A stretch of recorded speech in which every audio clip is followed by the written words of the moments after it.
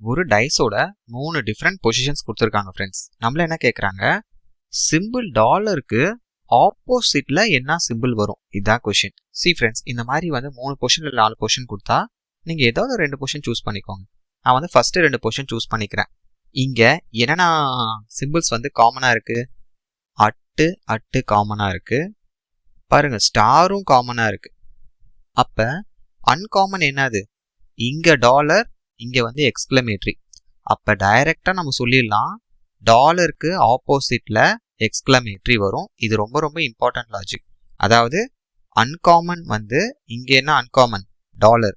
இங்க எது காமனா இல்லை, அன்காமன், எக்ஸ்கிளமேட்டரி. அதுக்கு அது ஆப்போசிட் ஆயிரும். இல்ல சார், நான் வந்து first and third position try பண்றேன். ஓகே, இங்க என்னென்ன சிம்பிள்ஸ் காமனா இருக்கு, டாலர் காமனா இருக்கு. ஸோ ஒன்று தான் காமனா இருக்கு.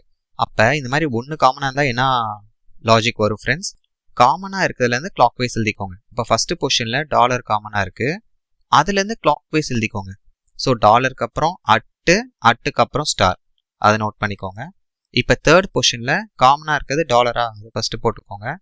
இதுல இருந்து கிளாக் வைஸ் நெக்ஸ்ட் ஆஷ் இருக்கு, நெக்ஸ்ட் வந்து கிரேட்டர் தேன் சிம்பிள். இப்ப ஸ்டாருக்கு ஆப்போசிட் கேட்டா கிரேட்டர் தேன் ஆப்போசிட் கேட்டா ஸ்டார், அட்டுக்கு ஆப்போசிட்னா ஆஷுக்கு ஆப்போசிட்னா அட்டு. ஸோ டாலருக்கு ஆப்போசிட் கேட்டா டாலர் போட்டுறாதீங்க.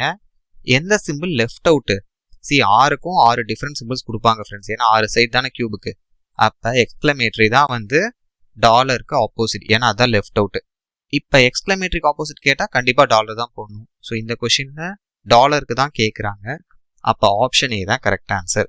இப்படியும் 2 கொஸ்டின் வச்சு நீங்க ஆன்சர் பண்ணலாம், அதே ஆன்சர் தான் வரும். Thank you friends.